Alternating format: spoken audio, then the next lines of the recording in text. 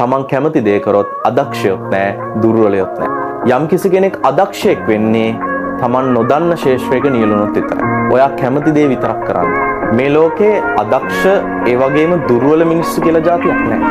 යම් කිසි පුද්ගලයෙක් දුර්වල වෙන්නේ එයා කරන කාර්ය උනන්දුවෙන් උත්සාහයෙන් කරන්නේ නැත්නම් විතරයි.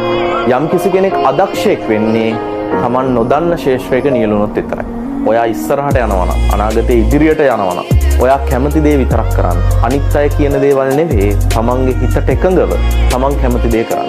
ඔයාගේ ජීවිතේ අනිත් අය කියන දේවල් අහලා ආපස්සට ගන්න එපා. ඔයා කැමති දේ කරලා ඉස්සරහටම යන්න.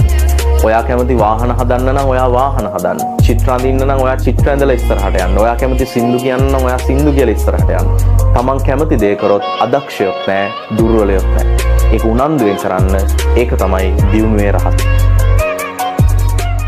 තමන් කැමති දේ කරොත් අදක්ෂයොත් නැහැ, දුර්වලයොත් නැහැ. යම් කිසි කෙනෙක් අදක්ෂයෙක් වෙන්නේ තමන් නොදන්න ශේෂ්ත්‍රයක නියැලුණොත් විතරයි. ඔයා කැමති දේ විතරක් කරන්න.